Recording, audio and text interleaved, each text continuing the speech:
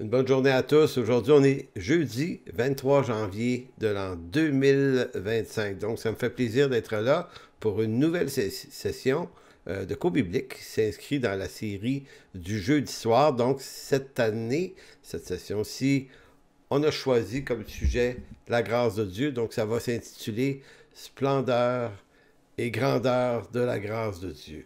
Donc, avant de commencer, je vous souhaite une bienvenue à tous. Si jamais il vous vient à l'esprit de penser que ces séances peuvent être utiles, vous pouvez toujours partager ce lien de notre chaîne YouTube, sur votre page Facebook, et ainsi de suite.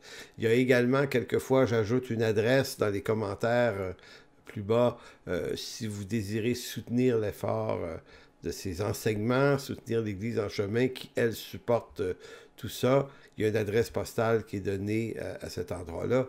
Donc, voilà pour le début. Donc, Splendeur et grandeur de la grâce, c'est un cours que sur lequel je réfléchis depuis des mois et des mois. C'est un sujet que j'ai quand même souvent abordé dans mes 35 ans d'enseignant, de pasteur.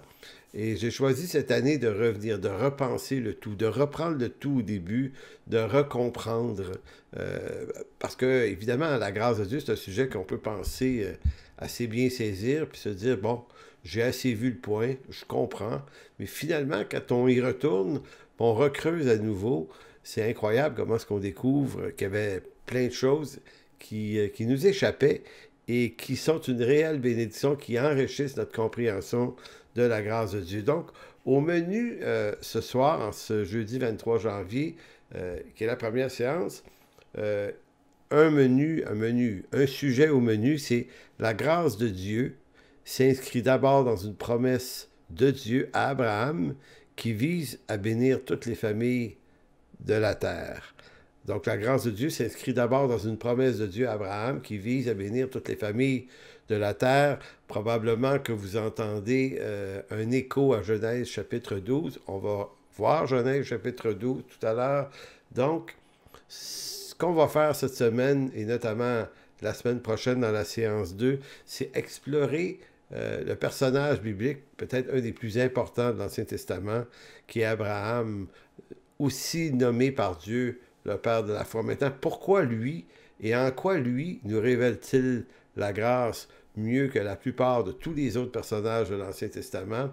Ben, c'est parce qu'il est un homme de même nature que nous et on va explorer la fragilité, la faiblesse d'un homme comme Abraham, mais en vue de regarder et de remarquer la fidélité de Dieu. Donc, l'histoire de la grâce ne commence pas avec Abraham, mais dans la vie d'Abraham, elle se voit, comment dire, elle s'examine en détail parce que, et je vais le dire souvent, l'histoire du salut, par la grâce de Dieu, c'est surtout et avant tout non pas l'histoire de la fidélité des hommes, mais l'histoire de la persévérance de Dieu à vouloir bénir l'homme, les hommes, malgré leur faiblesse. Donc, puisque la grâce de Dieu est une grâce qu'on dit imméritée, hein, c'est l'expression consacrée, la grâce, puisque c'est un don, c'est nécessairement donné à tous ceux qui ne la méritent pas. Et attention, bien qu'ils la reçoivent, ils ne la méritent pas par la suite. Ils ne méritent pas de l'avoir reçue d'une façon imméritée avant pour finir par devenir des gens dont on pourrait dire maintenant, ils en ont fait vraiment quelque chose. Hein? Ils prouvent par leur vie, par leurs fruits, qu'ils méritaient au fond d'avoir reçu ce dont ils méritaient. Parce que c'est curieusement comme ça que beaucoup de croyants perçoivent la vie chrétienne, la marche avec Dieu.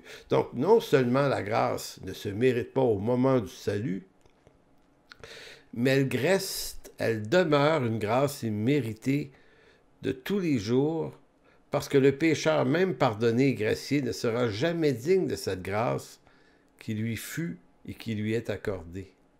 Donc, la grâce imméritée du commencement de votre marche avec Jésus-Christ va toujours rester une grâce imméritée. Vous arriverez jamais à atteindre un niveau de rentabilité pour Dieu.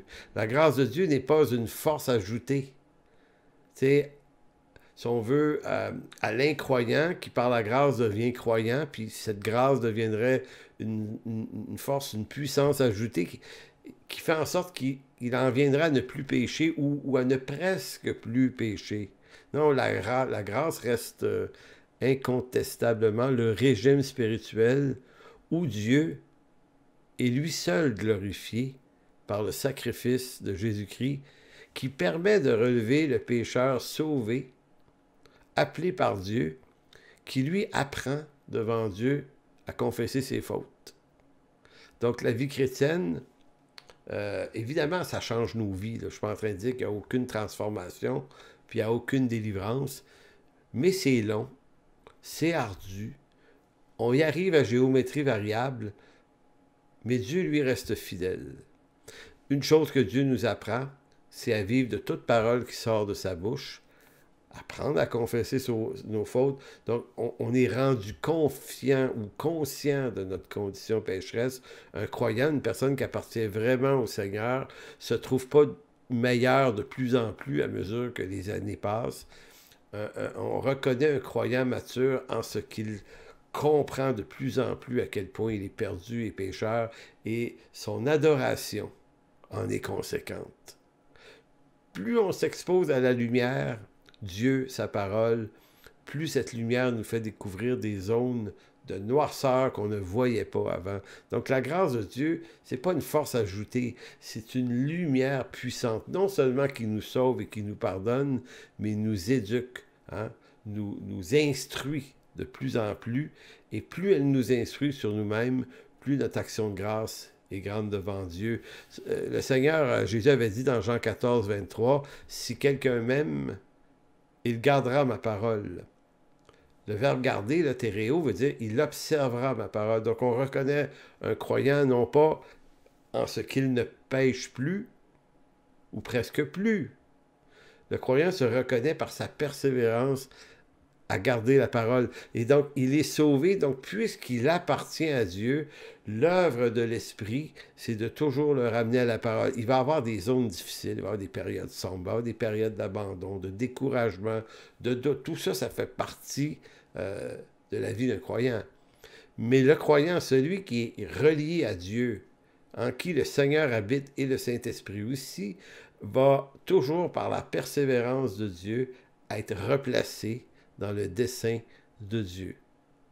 Donc, on tombe, oui, malheureusement, mais on se relève. Le vrai croyant peut tomber, mais n'aime pas le péché. Bon, il peut trouver une jouissance dans le péché, mais il est dans l'espèce de contradiction qu'à la fois quelque chose en lui est attiré par toutes les formes de rébellion de l'homme naturel, mais quand on est croyant, bien qu'on est attiré, il y a quelque chose qu'on déteste dans tout ça. On en veut la délivrance. On en recherche la sortie. Dans la grâce de Dieu, c'est une affaire de promesse. Donc l'histoire de la grâce de Dieu commence par une promesse de Dieu. Et vous remarquerez, et c'est ce qu'on va tenter de remarquer ensemble à travers ce cours, cette session, et d'ailleurs, il y aura 14 séances, et les 14 séances ne seront pas nécessairement des sujets les uns à la suite des autres. Il va y avoir différents angles de la grâce, inspirés des fois par différents théologiens.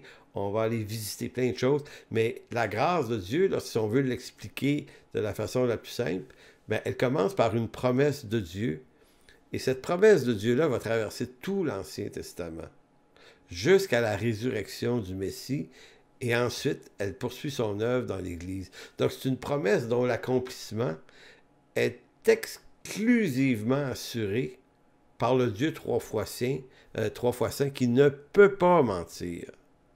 Retenez ça, on va aller visiter la lettre aux Hébreux, qui nous explique qu'on a affaire à un Dieu qui ne peut pas mentir.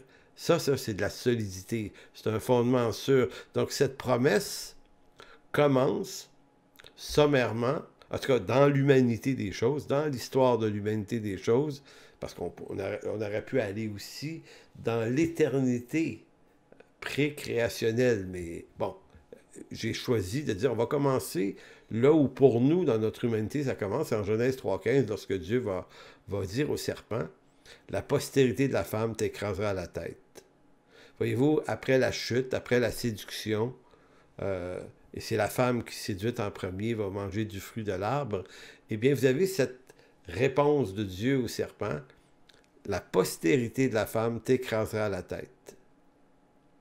Voyez-vous, et on sait que cette promesse ou cette prophétie, appelez ça comme vous voulez ici, s'accomplit lorsque Jésus est pendu au bois et sa croix est comme une épée plantée à Golgotha, le lieu du crâne, curieusement.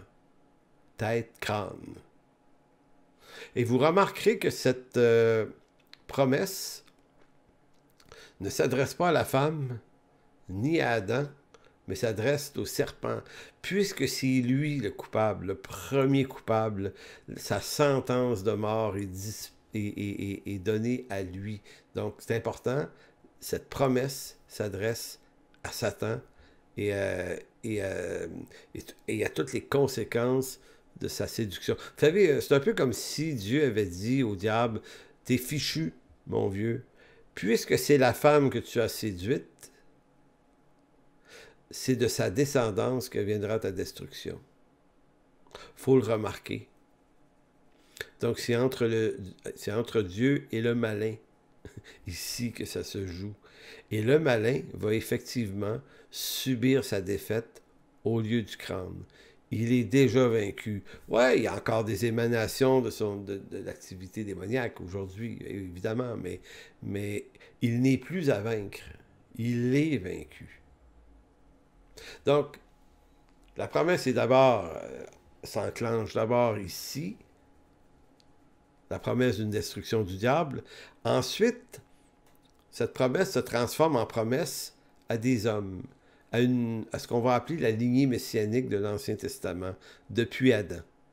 Donc cette promesse traverse ensuite les temps de l'Antiquité prédiluvienne. Qu'est-ce qu'on veut dire par l'Antiquité prédiluvienne? C'est avant le déluge là, de Noé. Donc la promesse transite à travers différents personnages et elle aboutit un jour, comment je vous dirais ça? C'est comme si Dieu avait construit à cette promesse un bateau pour la faire passer par les eaux du déluge depuis l'ancien monde prédiluvien à un nouveau monde après le déluge, post-déluvien. Donc, c'est une promesse qui voyage. Elle voyage à travers des lieux, elle voyage à travers des hommes à qui Dieu confie cette promesse de plus en plus. Et on doit absolument remarquer, c'est là que la grâce, si on veut, la thématique de la grâce devient si importante. C'est pas la fidélité des hommes qui va faire en sorte que ça fonctionne. C'est toujours Dieu qui est le gardien de sa promesse. Donc, elle passe par Noé. Ensuite, elle passe par un des 3 fils de Noé, Sem, et elle finit par atteindre un homme du nom d'Abraham. Un homme que l'Écriture décrit comme un homme appelé selon le dessein d'élection de Dieu. Ça signifie qu'Abraham n'a pas décidé. Abraham n'a pas choisi d'être cet homme-là, il n'a pas choisi d'être le père de la foi, le père, si on veut, le père de la nation d'Israël, évidemment, mais le père de la foi et celui par qui Dieu bénirait toutes les nations. Abraham n'a rien choisi du tout. Et c'est là qu'on doit comprendre certains éléments du dessein d'élection. Tous les serviteurs de Dieu, de tous les temps, de tous les âges, sont toujours choisis selon un dessein d'élection. On ne décide pas ça nous-mêmes à partir de notre libre arbitre. Donc, Abraham n'a jamais dit à Sarah, lorsqu'il était dans la ville de Ur, « Hey, tu sais, ma chérie, j'ai une idée. Si on allait déclencher un processus de rédemption du monde, est-ce qu'on choisit de répondre? » Ça ne fonctionne pas comme ça dans l'Écriture. Ça fonctionne comme ça dans la façon qu'on se l'explique, mais pas dans l'Écriture. Dans l'Écriture, il y a un phénomène qu'on appelle des appels irrésistibles. Dieu a dit à Abraham, « Va, quitte ta patrie, va dans le lieu où je t'indiquerai. » Et Abraham est parti. Il avait dit, quitte ta famille, ta patrie, il amène une partie de sa famille et une partie de sa patrie. Ça commence pas très bien, mais Dieu va faire avec. Donc, bien qu'Abraham fût appelé le père de la foi, ben, ce n'est pas sa foi à lui qui sera l'élément déclencheur de la mise en œuvre de cette promesse. Abraham reçut de Dieu l'appel et la foi nécessaires pour devenir le patriarche d'Israël, par qui Dieu enclenche le processus vers l'exécution finale de cette promesse. Donc, on va s'intéresser à Abraham et vous allez voir à quel point Abraham est le spécimen le plus parfait pour montrer les mécanismes de l'œuvre de Dieu dans son plan. Parce que moi, j'ai lu des livres, j'ai entendu des enseignements où des enseignants essaient de nous dire, voyez-vous comment Abraham, le courage d'Abraham qui se lève, qui marche avec Dieu, qui croit, puis on veut montrer, on aime ça montrer que l'effort de l'homme a porté ses fruits. Lisez attentivement depuis Genèse 12, hein, jusqu'à sa mort, Abraham, là, et vous allez voir un homme fragile. Fondamentalement, Abraham, qui est-il? Ben, il est un homme de même nature que vous et moi, c'est-à-dire un incrédule, un menteur, un trompeur, un homme peu courageux, souvent lâche, capable d'aller aussi loin dans sa lâcheté, d'exposer sa femme au harem des rois qu'il rencontre pour sauver sa peau. C'est ça, Abraham. Donc, c'est pas à la gloire d'Abraham, c'est à la gloire de Dieu, parce que Dieu a quand même accompli sa promesse envers lui et sa descendance. Donc, pourquoi j'insiste sur Abraham tout le long de cette séance? Ben, vous allez voir à la fin à quel point Abraham, finalement, est l'objet de la grâce de Dieu. Donc, dans une thématique comme celle-ci, splendeur et grandeur de la grâce de Dieu, ben, elle s'observe à l'évidence dans la vie de cet homme-là. Abraham représente en sa personne et son témoignage de vie ce qu'est un croyant dans toute sa faiblesse et non pas dans toute sa force. D'une part, Abraham est capable d'exploits guerriers, remarquables. Vous avez tout cet épisode des guerres d'Abraham dans Genèse 13. Donc Abraham est capable du meilleur, mais il est aussi capable du pire. Maintenant, en quoi est-il capable du meilleur? Ben, quand c'est des affaires de la terre, et comme nous, quand là, il y a le contrôle, quand c'est des affaires militaires, quand ça appartient aux réalités terrestres, Abraham est capable de vivre avec, comme on dit au Québec, capable de dealer avec ça. Mais lorsqu'il s'agit de réalités spirituelles, de promesses, où lui n'a pas de contrôle, sinon que le contrôle dépend de Dieu, là, Abraham, il n'y arrive pas du tout. Or, malgré tout, Abraham est un homme qui hérite de la promesse de Dieu. Il est l'homme par qui toutes les familles de la terre seront bénies. Allons dans Genèse 12, versets 1 à 3. L'Éternel dit à Abraham, va-t'en de ton pays, de ta patrie et de la maison de ton père, dans le pays que je te montrerai. Je ferai de toi une grande nation, qui va être Israël, et je te bénirai, je rendrai ton nom grand, et tu seras une source de bénédiction. Je bénirai ceux qui te béniront, et je maudirai ceux qui te maudiront, et toutes les familles de la terre seront bénies en toi. Donc, quand vous lisez une telle promesse, vous découvrez un homme appelé par Dieu, et je le décrirais comme un homme blindé. C'est comme un intouchable. Écoutez, Abraham est appelé à devenir le père d'une nation, d'une grande nation, verset 2. Donc forcément, il doit enfanter. Il doit y avoir une descendance.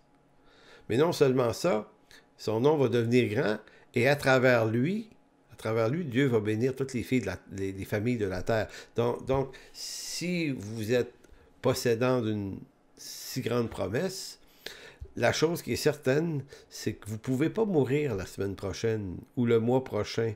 En tout cas, vous ne pouvez pas mourir tant et aussi longtemps que vous n'aurez pas eu la descendance promise. Donc, c'est pour ça que Abraham est un homme blindé, un intouchable, à qui rien de mortel ne pouvait arriver parce que la promesse de Dieu impliquait qu'il ne pouvait mourir avant d'avoir eu au moins un fils. C'est intéressant. Dieu est en quelque sorte le garde du corps de son serviteur Abraham. Est-ce qu'Abraham le comprend, ça? Est-ce qu'il y a de l'assurance dans ça? Non. C'est pour ça qu'il est comme nous, Abraham. Il est complètement fragile dans tout ça. Lui, là, il reçoit ça. OK, d'accord, allons-y, Dieu. Mais il n'y arrive pas.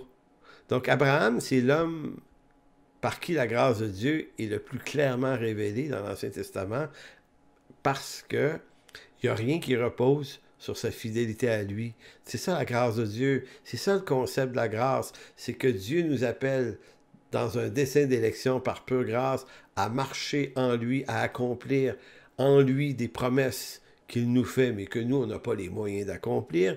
Il les accomplit. Donc, c'est avant toute chose, la grâce, c'est ça. C'est Dieu nous fait marcher dans un projet dans lequel on ne mérite pas de marcher. Donc, lorsqu'Abraham va devoir apprendre à faire confiance à Dieu et ses promesses, c'est là, comme on dit ici au Québec, la chaîne débarque. Expression pour dire que lorsqu'on se promène en vélo et que la chaîne débarque, ça roule plus, ça va plus du tout. Donc, lorsque Abraham est confronté aux promesses de Dieu, ça fonctionne tout simplement pas. Par exemple, en voyant que sa femme était stérile et qu'elle ne pouvait lui donner de la descendance, Abraham a choisi, à un moment donné, de se dire, ben, il y a un serviteur dans ma maison, Eliezer. Ça doit être lui. Il y a des coutumes dans son temps, de la même façon qu'il y a des coutumes dans notre temps. Vous savez, moi, j'examine le christianisme de notre temps, j'examine tout ce qui se passe. J'aime ça, la politique. Et je regarde toute la question de ce qui se passe ici, là, à 1 heure de chez nous, aux États-Unis. Même pas, 45 minutes, je suis près de la frontière. L'élection de M. Trump et tout ça. Pour moi, le point là-dedans, c'est que ce que j'entends, c'est que les chrétiens aux États-Unis, ce qu'ils veulent, c'est réintégrer une culture. C'est-à-dire, ce qu'ils ont fait du christianisme, ils en ont fait une culture qui a perdu du terrain au profit d'idées très à gauche. Évidemment, on les comprend d'être dérangés par ça. Mais ce qu'ils comprennent, c'est les traditions d'hommes et ce qu'ils en ont fait. Ils ne veulent pas le perdre, ils veulent pratiquer ça. Il y a une différence entre culture chrétienne et christianisme. Il y a une énorme différence entre l'œuvre de Dieu de la grâce en Jésus-Christ et la culture chrétienne, qui sont des émanations, des fois plus ou moins vraies. Fermons la parenthèse politique ici. C'est juste pour vous dire que dans la culture d'Abraham, si ta femme est stérile, il y a toujours des moyens de te donner une descendance quand même.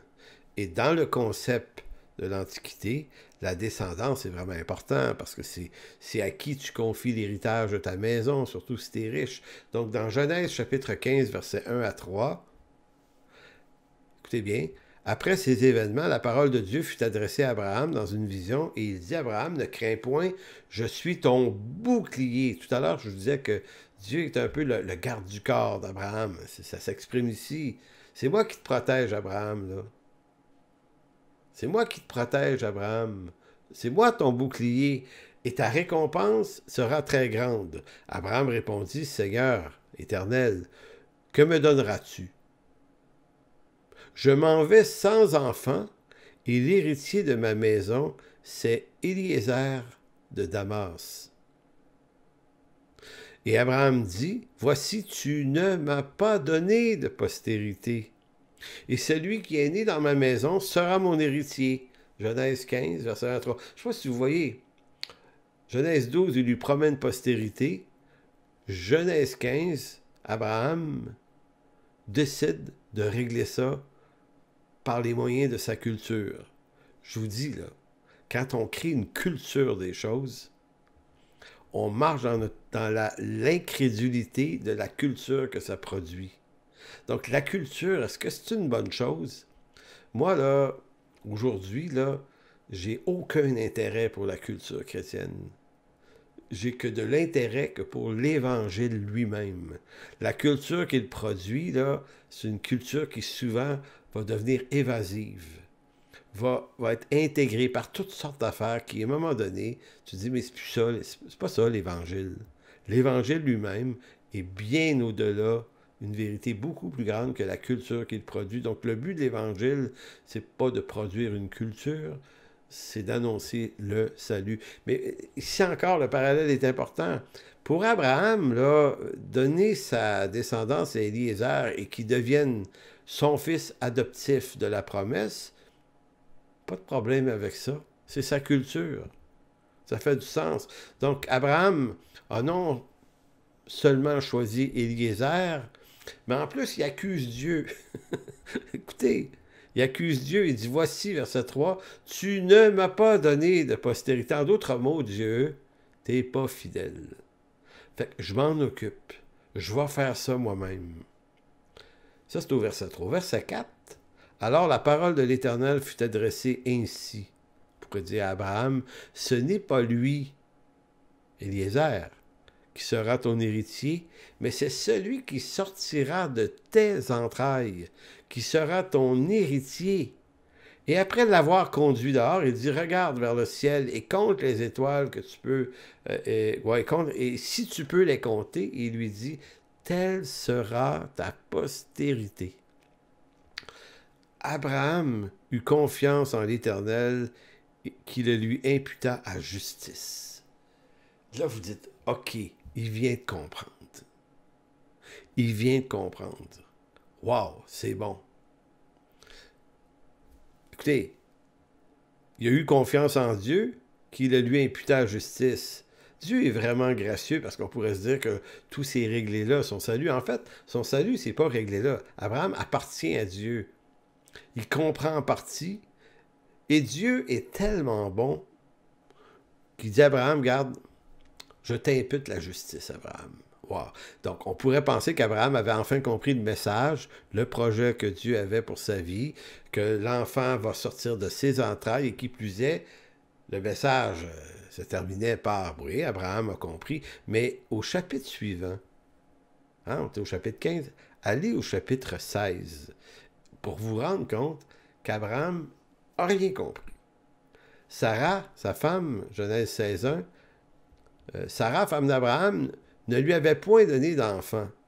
Elle avait une servante égyptienne nommée Agar, et Sarah dit à Abraham, « Voici, l'Éternel m'a rendu stérile, viens, je te prie, va vers ma servante, peut-être aurai-je par elle des enfants. » Abraham écouta la voix de Sarah, alors Sarai, femme d'Abraham, prit Agar, l'Égyptienne, sa servante, et la donna pour femme à Abraham, son mari. Après qu'Abraham eut habité 10 années dans le pays de Canaan, il alla vers Agar et elle devint enceinte. Quand elle se vit enceinte, elle regarda sa maîtresse avec mépris. Genèse 16, 1 à 4. Qu'est-ce que cet épisode-là nous révèle sur la foi d'Abraham? Ben, encore une fois, Abraham et Sarah, sa femme, sont simplement coincés dans la culture des choses. OK, ça peut pas être Éliézer. Bon, OK, d'accord. Faut qu'il sorte de tes entrailles. Il a expliqué ça à sa femme. Il a dit, gars, Sarah, l'Éternel m'a dit que... Fait que, bon, on va essayer de faire un enfant. Finalement, ça va finir... Là, Sarah, elle dit, oui, mais je suis stérile. Ça marche pas, là. Mais dans notre culture, Abraham, tu peux aller vers la servante. C'est un autre moyen de culture, ça, pour faire arriver les choses de Dieu. Donc cet épisode est important pour notre compréhension de la grâce de Dieu parce que nous découvrons ici, dès les premiers moments, les premières années, les premiers pas de foi d'Abraham, que ce qui garantit la poursuite du plan de Dieu ne repose pas sur cet homme qu'on appelle le père de la foi, mais vient de l'appel irréversible de Dieu. En d'autres mots, Abraham ressemble beaucoup plus au père des incrédules qu'au père de la foi. Donc, c'est intéressant pour comprendre la grâce de Dieu ici, parce que par Abraham, Dieu nous montre comment il nous fait marcher avec lui. D'où l'importance de sa vie et de son exemple et de son instruction. C'est comme ça que Dieu nous fait marcher avec lui. La grâce de Dieu n'est pas une doctrine dont on peut apprécier la splendeur théologique pour se dire « Waouh, c'est donc bien beau, la grâce de Dieu, c'est extraordinaire, c'est mérité. » Non, la grâce de Dieu s'inscrit tout au long du parcours des héros, des hommes et des femmes de la foi de l'Ancien Testament. Le Dieu trois fois saint est redoutable en ses jugements. Et tout à la fois, il est un Dieu de miséricorde qui ne se lasse pas de pardonner ses serviteurs. C'est ça qu'on découvre dans l'Ancien Testament. Il n'y a pas de dessein de Dieu s'il n'y a pas la grâce et la miséricorde de Dieu qui l'accompagnent. Si ça devait dépendre de la fidélité des serviteurs, des héros de l'Ancien Testament, eh bien, ça ne se serait jamais rendu à nous. Dans l'histoire de cet homme qui est Abraham, on remarque la persévérance de Dieu qui vient au secours de la faiblesse de son appelé, Abraham. Mais ça ne s'arrête pas là. Abraham va encore improviser. Donc, on vient de voir là deux incompréhensions, deux incrédulités. Éliézer et Agar. Mais il y a pire que ça dans la vie d'Abraham. Il faut retourner dans Genèse chapitre 12. Abraham est un menteur, un magouilleur, un manipulateur. Il est un homme de même nature que nous. Donc, Abraham va mentir à 2 fois concernant son épouse Sarah. Très belle femme, paraît-il. Ce qu'il y a d'épouvantable dans ces 2 mensonges est qu'Abraham expose lui-même sa femme au péril de l'échec du plan divin. N'eût été de la protection ou du bouclier que Dieu est pour Abraham à la fois, mais également pour Sarah, le plan de rédemption aurait échoué si 2 hommes, Pharaon en Genèse 12, et on va voir un peu plus tard Abimelech un peu plus loin, s'ils avaient couché avec Abraham. Oui, parce que dans les 2 histoires, Abraham est obligé d'aller dans les pays de ces rois-là, puis se dit, oui, mais tu sais, s'ils prennent ma femme, on est dans un monde que si une femme est mariée, on ne lui touche pas, à moins que son mari meure. donc Abraham a peur de perdre la vie à cause de la beauté de son épouse, puis il se dit, hey, écoute, Sarah, on va dire que t'es ma sœur. Encore une histoire de culture. C'était pas tout à fait vrai, c'était pas tout à fait faux, demi-sœur, il y avait toute une histoire là-dessus. Puis là, on peut faire ça, hein? On peut faire ça. Tu sais, des petites magouilles politiques. Ça passe mieux comme ça. Tu sais, tu comprends, Sarah, pense à moi, pauvre Abraham, ma vie est en danger. Donc, il la livre littéralement. Donc, ça se produit dans Genèse 12 la première fois. Genèse 12, 16 à 19. Abraham arrive en Égypte et au verset 16, Genèse 12, 16, en parlant de Pharaon, il traita bien Abraham à cause d'elle. Et Abraham reçut des brebis, des bœufs, des ânes, des serviteurs et des servantes, des ânesses et des chameaux. C'est fou, là. Il s'enrichit sur le dos de sa femme, de qui il doit avoir un enfant, promesse de Dieu. C'est ça, Abraham. Pas fort, là. Mais l'Éternel, verset 17, frappa de grandes plaies Pharaon et sa maison au sujet de Sarai, femme d'Abraham. Dieu est un bouclier pour Abraham, il y en a un pour Sarah aussi. Alors Pharaon appela Abraham et dit, « Mais qu'est-ce que tu m'as fait? Pourquoi ne m'as-tu pas déclaré que c'est ta femme? Pourquoi tu dis, c'est ma sœur?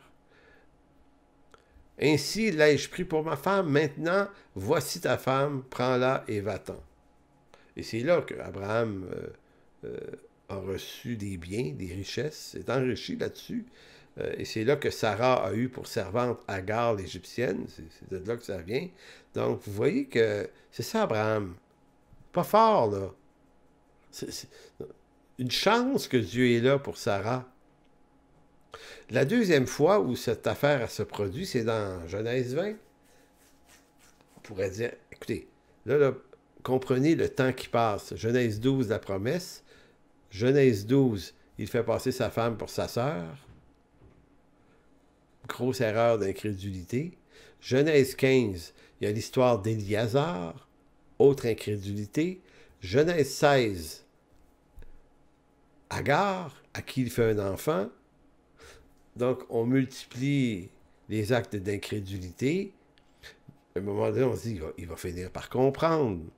Genèse 20, longtemps après, Abraham partit de là pour la contrée du Midi. Il s'établit entre Kadès et Shur et fit un séjour à Guérar. Abraham disait de Sarah, sa femme, « C'est ma sœur. » Abimelech, roi de Guérar, fit enlever Sarah. Alors Dieu apparut en songe à Abimelech pendant la nuit. Il dit, « Voici, tu vas mourir à cause de la femme que tu as enlevée, car elle a un mari. » Abimelech ne s'était point approché d'elle, répondit, « Seigneur, ferais-tu périr une nation juste? Ne m'a-t-il pas dit, c'est ma sœur? Et elle-même n'a-t-elle pas dit, c'est mon frère? » Donc vous voyez le stratagème, le mensonge, la bêtise, la chose. Et il va dire, « J'ai agi avec un cœur pur et avec des mains innocentes. » Dieu lui dit en songe, « Je sais que tu as agi avec un cœur pur aussi.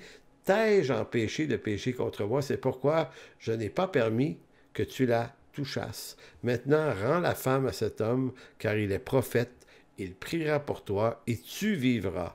Mais si tu ne la rends pas, sache que tu mourras, toi et tout ce qui t'appartient. » Dieu est le bouclier d'Abraham et de Sarah. C'est une éclatante évidence ici. Et pour ajouter à l'affaire suspecte, Abraham est le coupable dans toute l'affaire, mais Dieu dit à Abimelech, c'est lui qui va prier pour ta délivrance. C'est incroyable cette histoire-là. C'est lui qui est coupable, mais il est prophète, je l'ai appelé, et c'est par lui que ta délivrance va venir. Donc par ces 3 épisodes, on pourrait dire 4 là, Eliezer, Agar, Pharaon, Abimelech, qui décrivent l'incrédulité d'Abraham. Donc, par ces épisodes, on commence à comprendre un peu plus de quoi on parle lorsqu'on parle de la grâce de Dieu, non pas dans son contenu théologique ici, parce que ça, on va voir ça plus tard, les alliances et tout ça, mais comment ça se vit, comment ça se passe, la grâce de Dieu dans la vie d'un homme. Parce qu'il montre que la promesse de rédemption repose sur la fidélité de Dieu. Parce que ces épisodes-là, c'est ce qui nous révèle. La promesse de rédemption repose sur la fidélité de Dieu qui, lui, se propose comme l'unique garant. La grâce de Dieu accompagne tout serviteur appelé par Dieu. La grâce de Dieu ne s'inscrit pas seulement dans le salut en Jésus-Christ, elle soutient les appels et les vocations de tous ceux que Dieu appelle depuis Adam jusqu'à Jésus-Christ, parce que on pourrait penser que la grâce de Dieu s'est apparue il y a 2000 ans, quand Jésus est venu. On dit, OK, on entre dans une nouvelle alliance, maintenant c'est la grâce, comme si avant ça, la grâce était ignorée. Mais non. L'histoire biblique nous révèle la grâce de Dieu depuis le début jusqu'à la fin. L'histoire biblique là, de l'Ancien et du Nouveau Testament pourrait s'expliquer comme 2 entonnoirs. Le premier, dans l'Ancien Testament, c'est des peuples, c'est des quantités de peuples dans Genèse qui font suite au déluge, qui vont peupler la terre, et de ces peuples-là, hein, c'est un entonnoir, Dieu en choisit un, Israël, à travers Abraham. Donc là, on réduit de la quantité possible de tout ce qui pourrait être appelé, on réduit ça à un peuple, Israël, et ce peuple-là, 12 fils d'abord, en plus ça se réduit à Juda, hein? Après ça, ça se réduit, encore l'entonnoir se réduit de toutes les familles de Juda, Dieu en choisit une, la famille, la descendance de David, et de la descendance de David jusqu'à Joseph et Marie. Donc vous voyez, ça commence large et ça se réduit de plus en plus jusqu'à la naissance de Christ. Donc ça se réduit de beaucoup à un seul homme, Jésus, le Christ, qui devient l'incarnation du Fils de Dieu, mais à la fois celui de qui parle tout l'Ancien Testament. Tout s'accomplit, tout vise à lui. Toutes les promesses, toutes les prophéties ont leur accomplissement en sa venue. C'est de lui dont il s'agit. Il est l'Israël de Dieu. Il est Israël. C'est lui, à lui seul, Israël. Donc, ça part de très large Ça finit en un seul homme. Et remarquez, à la résurrection de Jésus-Christ, l'entonnoir s'inverse. Jésus-Christ appelle 12 hommes, c'est 12 apôtres, et là, on revient à une multiplication. Et là, l'entonnoir inversé s'élargit et va rejoindre tous les peuples de la terre, toutes les familles de la terre.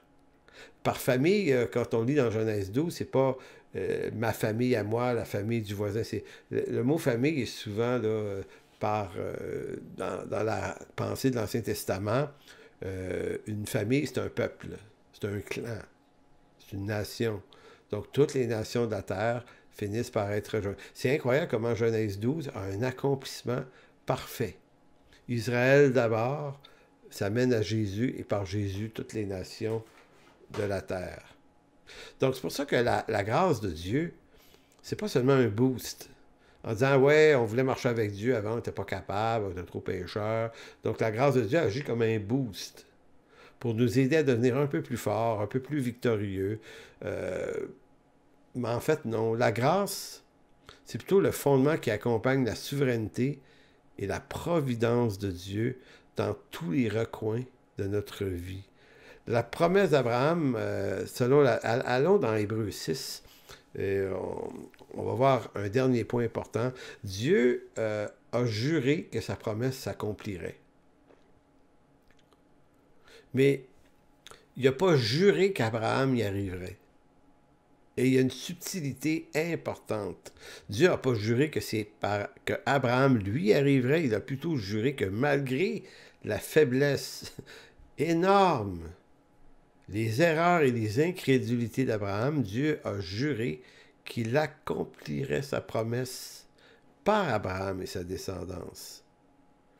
C'est pas la même chose de dire Abraham, il va falloir que tu deviennes mon serviteur fidèle, sinon ça ne marchera pas. C'est comme si Dieu disait Abraham, je vais t'amener là, moi. J'ai juré que j'allais le faire. J'ai juré que j'allais le faire par toi et ta descendance. Eh bien, c'est ce que je vais faire. Donc, Dieu est souverain sur qui il appelle. Et quand il appelle des hommes, et vous le voyez dans la succession d'Abraham, vous avez des pécheurs, Isaac, Jacob, les 12 fils, vous les regardez aller, pas très fort. L'éthique de ces gens-là, Dieu accomplit sa promesse quand même. C'est important, la grâce. Parce que c'est ça qui nous donne du courage de continuer, de persévérer. On arrête de regarder à nous-mêmes, on regarde au Seigneur.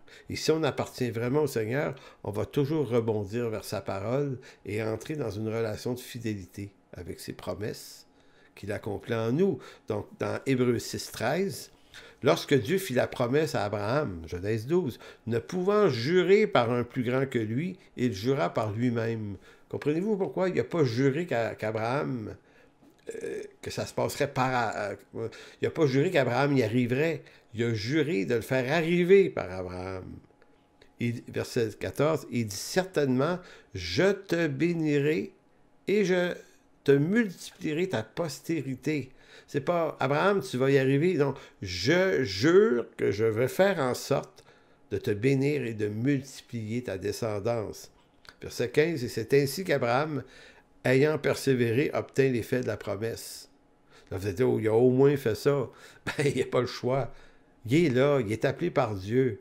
Donc, Abraham, il persévère à essayer de faire arriver les choses, et à la fois, dans ce temps qui passe, l'effet de la promesse se produit en lui quand même, en même temps. Donc, est-ce que c'est la fidélité d'Abraham ou la fidélité de Dieu qui est l'enjeu ici? Donc, l'histoire de la rédemption est l'histoire de Dieu qui nous fait découvrir le parcours historique de sa promesse à travers les hauts et les bas de l'homme pour qui il est un Dieu fidèle qui accomplit toujours ce qu'il promet. Dieu n'a pas juré par Abraham, mais par lui-même, qu'il multiplierait sa descendance et accomplirait ses promesses envers lui. Et là, si on va dans Genèse chapitre 12, Hébreux 6, on vient de lire Hébreux 6, 13 à 15. Lisons la suite. Hébreux 6, 16 à 18. Or, les hommes jurent par celui qui est plus grand qu'eux. Et le serment est une garantie qui met fin à leurs différends.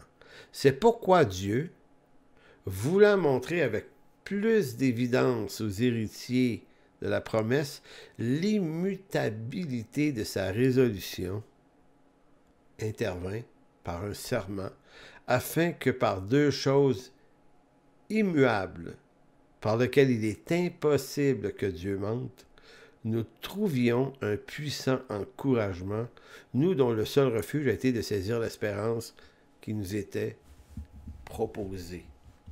Voyez-vous, j'estime qu'Hébreux 6 est sans aucun doute un des textes les plus importants du Nouveau Testament, parce qu'il nous explique le cadre juridique de l'appel de Dieu.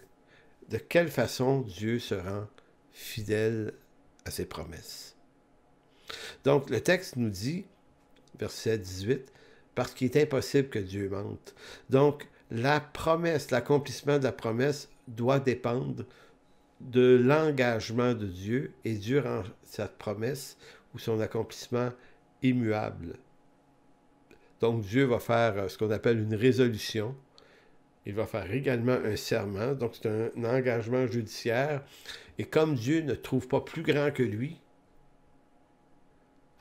comme législateur, ben Dieu jure par lui-même. Parce qu'il va dire, écoutez, contrairement aux hommes, moi je ne suis pas un menteur. Donc, ce que l'auteur de la lettre aux Hébreux nous dit, c'est que à partir du moment où on est convaincu que Dieu ne peut pas mentir et qu'il intervient par un serment, donc sa promesse est assurée par un serment et non pas par nos sentiments, nos émotions, nos pour, nos contre, nos fragilités. Non, c'est parce que Dieu n'est pas un menteur, que Dieu est fidèle. Donc, qu'est-ce qu'on trouve dans ça? Ben, on va trouver un puissant encouragement. Un puissant encouragement pour nous. Pourquoi cet encouragement-là est si important? Mais parce qu'on ne trouve pas en nous ce qu'il faut pour faire arriver ça ou pour garder ça. Notre salut, là, s'il devait dépendre de nous, s'il devait dépendre de nous dans la façon qu'on l'a connu, et s'il devait dépendre de nous de le garder, ben on le perdrait. Écoutez, on est des infidèles. On ne pourrait pas réussir à garder ça. Donc, le puissant encouragement, ça a été de saisir l'espérance qui nous était proposée. Donc, puisqu'il est impossible que Dieu mente, il est nécessaire que sa promesse de rédemption s'accomplisse, et ce même si l'homme à qui la promesse est faite n'est pas à la hauteur de la fidélité de Dieu. En fait, le contraste entre Dieu et Abraham est ici nommé de la manière suivante. Abraham est capable de mentir, mais Dieu ne ment point. Abraham a menti, Dieu ne ment point. Donc, notre assurance, nous la tenons de Dieu. Donc, la grâce de Dieu est révélée dans la promesse qui devient une alliance qui engage Dieu envers ceux qui lui appartiennent. Même si Dieu nous appelle à marcher fidèlement dans ses voies, et c'est ce que nous devrons apprendre à faire avec obéissance, jamais nous n'atteindrons un niveau de sainteté suffisant pour avoir moins besoin de la grâce de Dieu. Donc la grâce de Dieu, là, c'est pas un couloir en attendant qu'on devienne meilleur. On va sans doute changer, on va avoir des meilleures dispositions. L'Évangile fait vraiment un travail de délivrance puis de révélation, évidemment. Mais ça va toujours faire en sorte qu'on va rester des Abraham. Fondamentalement, là, on va retomber dans nos couloirs culturels. Parce que ça, c'est confortable. Ce qu'on en fait culturellement, là, c'est des habitudes, c'est des traditions. On est bien dans ça, ça appartient à notre humanité. Mais Dieu nous appelle à surpasser les traditions, là, la culture des choses, même chrétiennes. Ça ne donne pas la vie, ça. Ça fait juste maintenir politiquement des valeurs. Mais c'est la vie qu'on veut. Donc, la grâce de Dieu est utile. Et c'est pour ça que je vais vous lire Philippiens 2.12. Philippiens 2.12 et 13, dans la version second 21. c'est ma conclusion. Ainsi, mes bien-aimés, vous qui avez toujours obéi, non seulement quand j'étais présent, mais bien plus maintenant que je suis absent, mettez en œuvre votre salut, avec crainte et profond respect. En effet, c'est Dieu qui produit en vous le vouloir et le faire pour son projet bienveillant. Ce texte-là est un des plus stupéfiants du Nouveau Testament. Il nous appelle, nous, à obéir. Hein? C'est ce qu'il dit. Mettez en œuvre ce salut avec crainte et profond respect. La seconde normale, c'est crainte et tremblement, mais ici, crainte et un profond respect. Pourquoi? Parce qu'en effet, c'est Dieu qui produit. Le mot produire, le verbe, là, c'est le verbe énergéo. On a ça en français, énergie, là, ça veut dire pousser vers l'action. Donc, Dieu énergise, vous amène vers l'action en vous, le vouloir et le faire. Le télo. Vouloir, c'est télo. C'est lui qui initie le désir et le faire. Et le mot faire, ça revient au mot énergéo. Donc, c'est lui qui allume le désir et qui produit l'action pour son projet bienveillant. Et c'est ce qu'on voit dans la vie d'Abraham. Abraham marche avec Dieu, il est là, il répond. Il n'a pas trop le choix. Dieu lui donne pas le choix. Il dit, tu viens, il va. Il ne sait pas où il s'en va. Il ne sait pas comment ça va se passer. Il doute tout le temps. Il prend toutes sortes de mauvaises décisions, mais il reste là. Il continue. Il persévère. Il persévère dans la mesure où, vous savez, c'est un peu comme si on persévère dans ce qu'on n'est pas sûr. Puis la vie chrétienne ressemble tellement à ça. Je suis sûr que vous avez des séquences, vous dites, des fois, là, on ne sait plus du tout ce que Dieu veut nous amener dans ça. C'est flou. Et tout à coup, Dieu éclaire ses voies, nos voies. Mais c'est comme ça. Donc, Dieu appelle Abraham. Il lui dit, gars, Abraham, je veux que tu marches par la foi. Ouais, mais bon, je ne sais pas comment ça marche. Continue, reste là. Je vais faire arriver des choses. Je vais être ton bouclier. Je vais te protéger. Je vais surtout te protéger contre toi-même. Tu es dangereux. Je vais protéger ta femme. Et il va y avoir un bébé qui va sortir de ça à un moment donné. Et ça va être le fils de la promesse. OK. Puis c'est moi qui va produire le vouloir et le faire. C'est moi qui vais faire ça, Abraham. Tu ne peux pas faire ça. Je vais faire ça. Donc, ce texte de Paul dans Philippiens 2,12 résume bien la vie d'Abraham. Bien que l'homme doive apprendre à marcher dans l'obéissance de la foi, c'est Dieu qui produit en son cœur le vouloir et le faire. Donc, c'est ainsi que se termine cette première séance sur la grâce de Dieu. La semaine prochaine, on va explorer certains éléments de la lettre de Paul. Moi, je pense que c'est probablement Paul qui a écrit la lettre aux Hébreux, mais bon, ça, c'est pas le point ici, là. Mais on va examiner des textes d'Hébreux pour commencer à comprendre tous les enjeux de cette alliance-là. Comment Dieu l'a promulgué, cette alliance-là. C'est quoi les serments, puis les engagements de Dieu. Dieu ne peut pas mentir, donc il fait un serment. C'est immuable, toutes ces choses-là. Parce que lorsqu'on comprend ces éléments-là, les technicalités dans le moteur, si on veut, dans les mécanismes de notre salut, qu'est-ce qu'on trouve? On trouve énormément d'assurance. Pas une assurance en nous, une assurance en Dieu. Nous, on reste faibles. Et plus tard dans la session, on va également expliquer des textes comme les premiers versets d'Hébreux chapitre 6, là, hein? Ceux qui sont tombés, là. Ceux qui ont connu mais qui sont tombés. Donc, on va voir plusieurs textes qui suggèrent la perte du salut, puis on va expliquer théologiquement et précisément les contextes de tout ce qu'il y a à montrer concernant cette alliance de grâce. Donc, que Dieu vous bénisse, frères et sœurs. Si vous trouvez bon de partager ce clip, vous pouvez prendre le lien, le mettre sur votre page, le faire connaître. Si vous pensez que c'est une instruction utile, eh bien, faites-le en toute liberté. Et d'ici la séance 2, la semaine prochaine, puisqu'on est le 23, on sera le 30 janvier, la semaine prochaine. D'ici là, que Dieu vous bénisse.